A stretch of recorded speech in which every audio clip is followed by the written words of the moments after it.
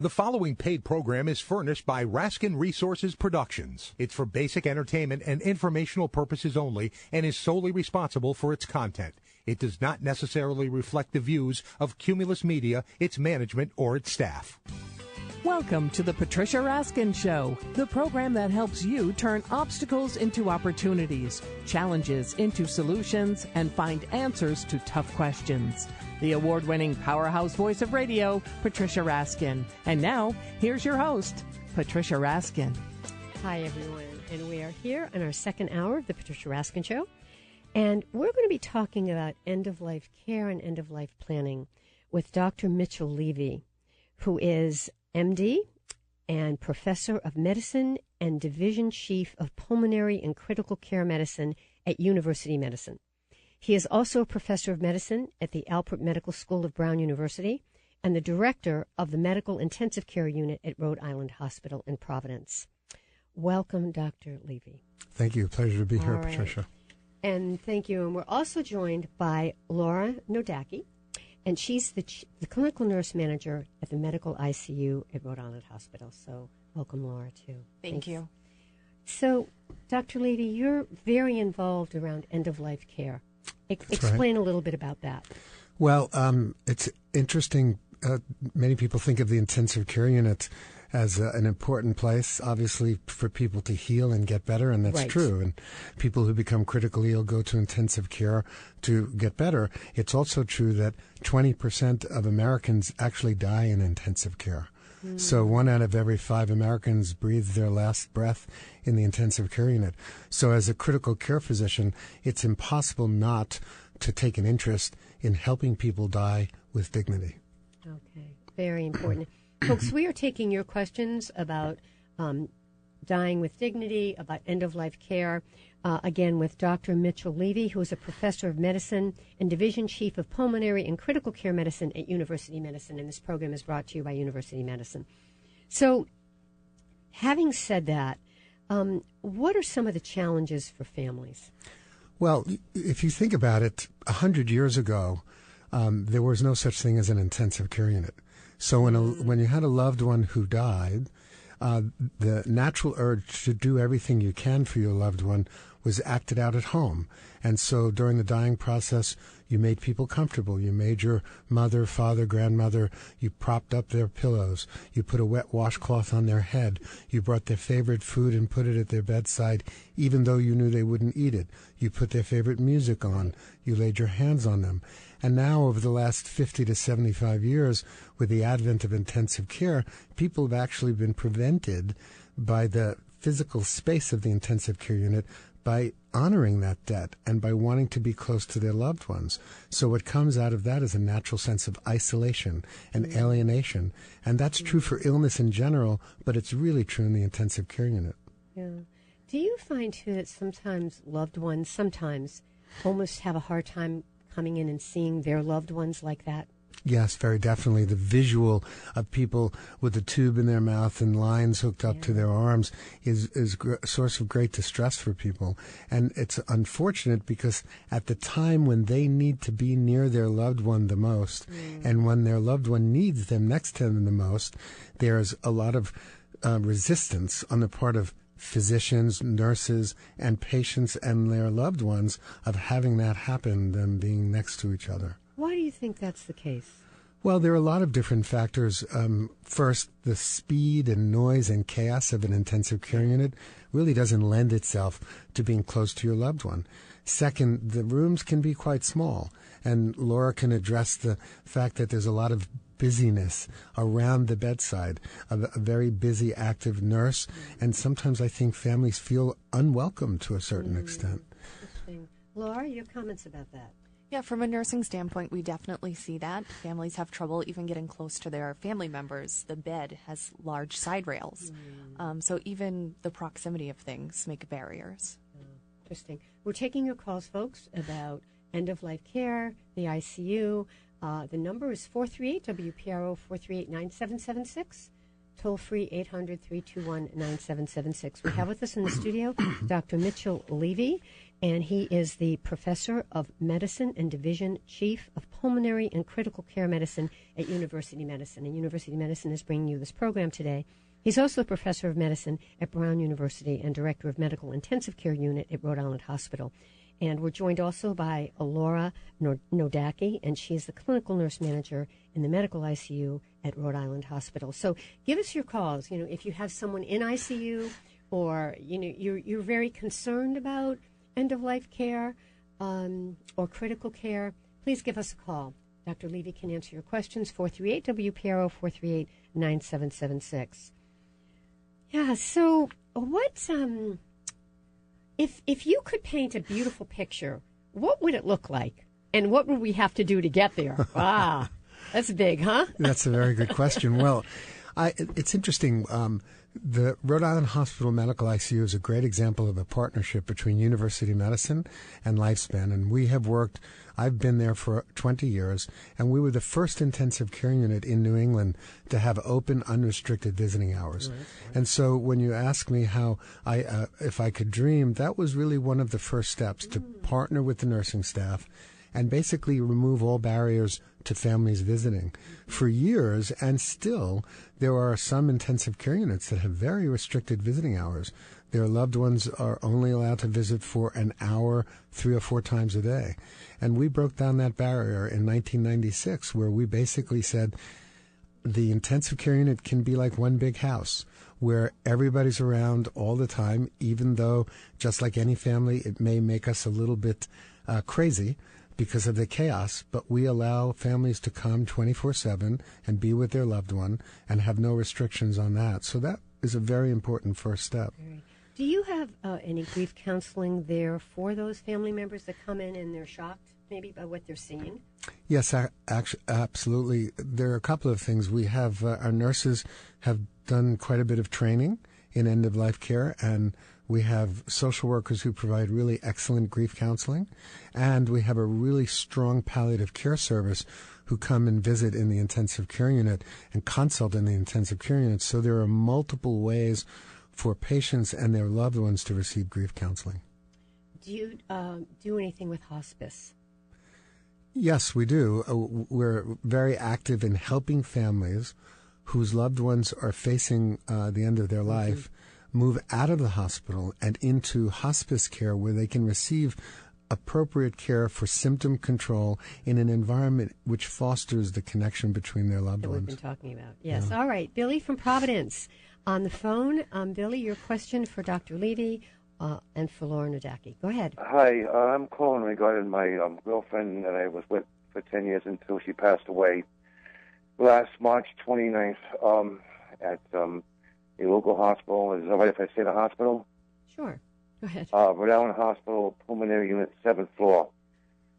I had received a call that morning stating that they had to put a tube down her throat. She was a hard time breathing.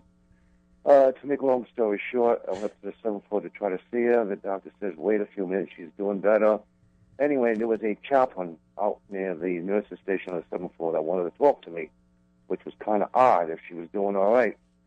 To make a long story short, she started going downhill and she passed away, and the cause of death was supposedly acute respiratory arrest for 1 minute, which I guess means she just stopped breathing.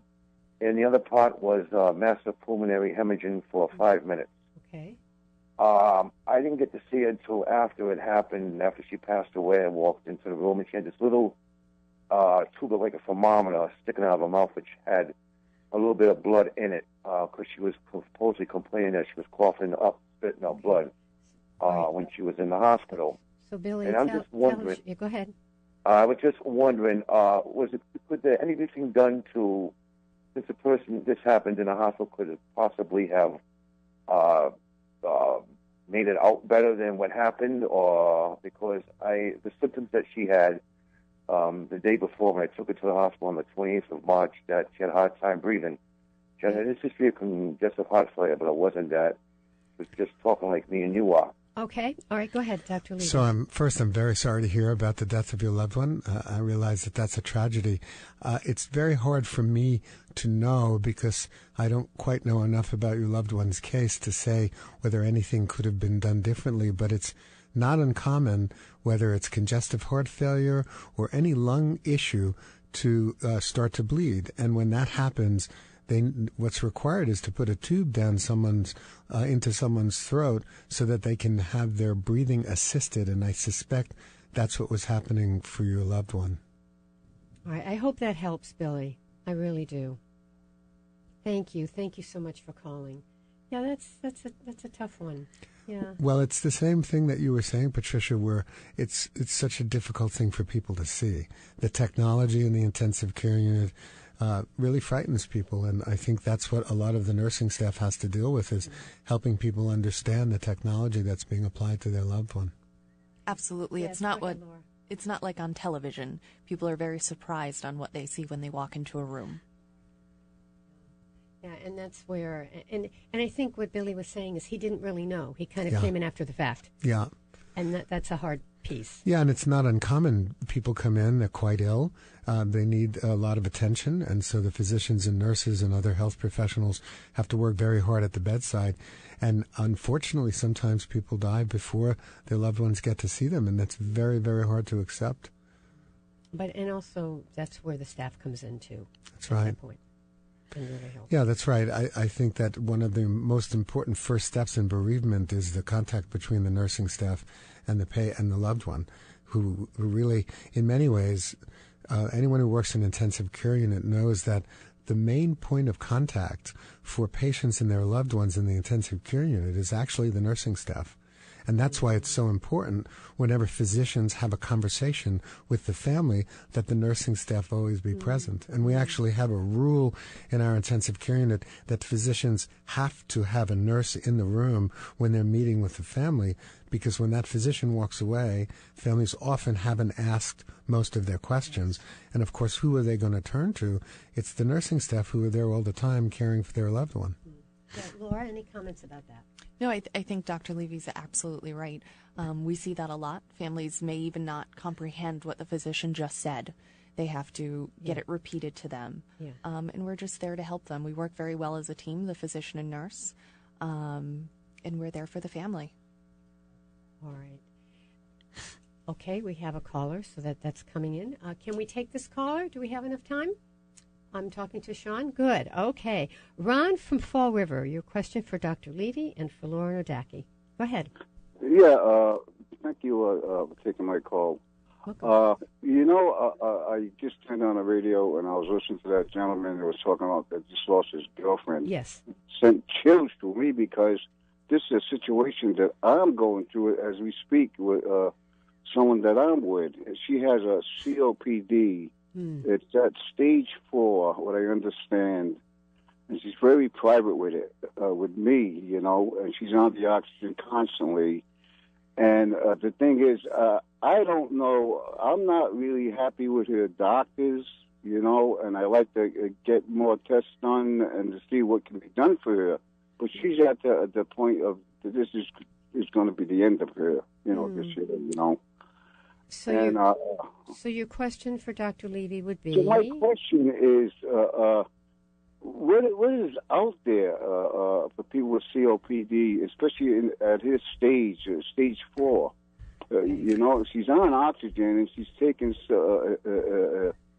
medication she takes twice a day, and that sort of thing. But I believe this came on really fast. I mean, she always had COPD, but this came on really fast for her to get this bad. And I think it was through one of the cigarettes that she was smoking with the vapor in it, that caused an infection. Mm-hmm. And I believe that the infection is still not cleared up. All right, Dr. Levy, your comments. Yeah, so this is, again, another tragedy. Chronic lung disease can be very difficult to treat. There are many good treatments that keep people alive for a long time. And in fact, it allows people to stay alive using oxygen at home, using inhaled medications.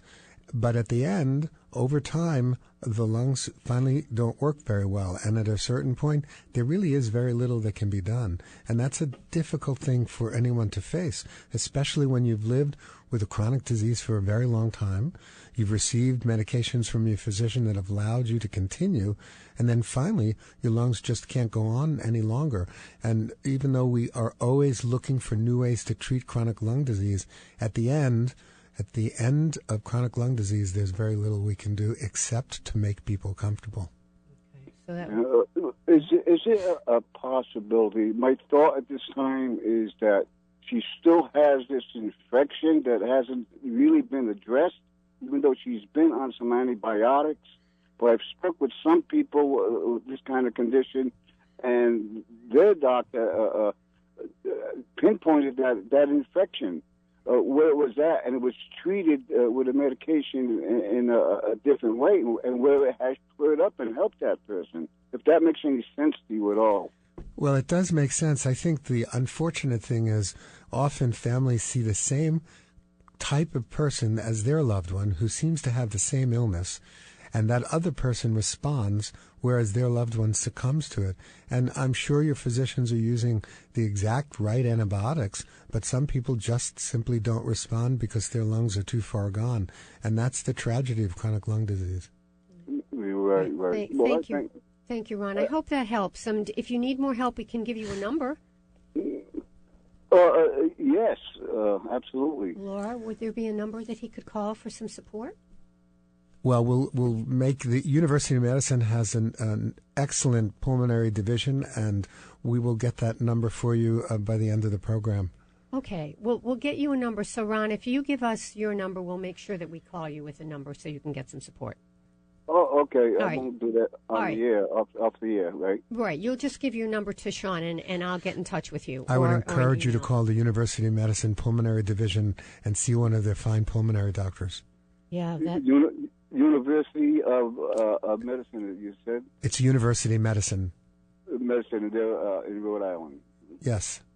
Yes. Well, listen, thank you very much again. I appreciate it. You're welcome. Thank you. Thanks for calling. We're going to take a break. You're listening to the Patricia Raskin Show right here on News Talk 630 and 99.7 FM WPRO. We're the voice of Southern New England. And we have with us Dr. Mitchell Levy, Professor of Medicine and Division Chief of Pulmonary and Critical Care Medicine at University of Medicine. University of Medicine is bringing you this program today. We also have with us Laura Wadecki. And sorry for the mispronunciation of your name before, Laura Wadecki. That's okay. She's She's the Clinical Nurse Manager and Medical ICU at Rhode Island Hospital. Stay tuned, folks. We'll be right back. Hi, everyone. We are back. You are listening to the Patricia Raskin Show right here on News Talk 630 and 99.7 FM WPRO. We're the voice of Southern New England. This half hour, actually this whole hour, is brought to you by University Medicine. And my guest in the studio is Dr. Mitchell Levy, MD, Professor of Medicine and Division Chief of Pulmonary and Critical Care Medicine at University Medicine. He is also a professor of medicine at Brown University and director of the Medical Intensive Care Unit at Rhode Island Hospital. We're talking about end-of-life care and critical care and compassionate care. And we're taking your phone calls at 438-WPRO, 438-9776, 800-321-9776. We're also joined by Laura Wadecki, all right, and she is the clinical nurse manager with Medical ICU at Rhode Island Hospital. Okay, so welcome back. We have a few minutes before break, so let's talk about something. I want to talk about this more after the break, Dr. Levy, but the whole idea of caregiver communication skills, because it's not an easy thing, you know, and sometimes we get caught up in our own emotions, we get defensive. What would you say about that? Well, it's interesting. If you ask physicians and nurses how many of them have received formal education in communication skills and listening skills during their training, it's an astonishingly small percentage. And yet, the single most common thing we do as caregivers is communicate and listen. And the lack of training is reflected in many of our feelings about our physicians. We don't listen very well. We're very busy. We're very distracted. We have a million things on our mind. And so when it comes time to sit down and be with a patient who's facing chronic illness or dying, or their loved ones, it's very hard for us to simply be present and pay attention and listen, because we have a checklist constantly going on in our heads about things that we have to do next. And we all feel that. We all sit down with our physician, and they seem to often, not always, but often seem distracted. And just at the time when we need them to be listening to us, they seem a million miles away, or very busy, or distracted. And that's very, very difficult. And what's the solution to that?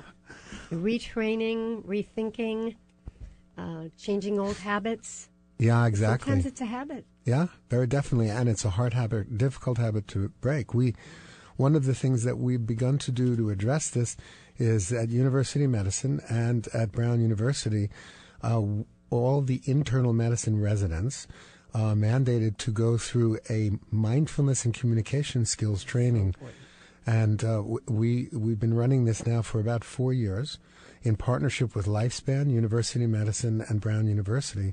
And it's a 4-hour program in which we teach the basics of mindfulness practice, allowing people to, physicians and nurses and other health professionals, to simply be present, to learn how to listen, and to come into a room and sit down and pay attention. It seems so simple, and yet it's so difficult for busy clinicians to learn how to do that. All right, we're going to talk more about that during the break. And folks, we'll be taking your calls right after the break. 438-WPRO, 438-9776, 800-321-9776. You're listening to the Patricia Raskin Show right here on News Talk 630 and 99.7 FM WPRO. We're the voice of Southern New England. This program is brought to you today by University Medicine. And my guests are Dr. Mitchell Levy, who is the Professor of Medicine and Division Chief of Pulmonary and Critical Care Medicine at University of Medicine.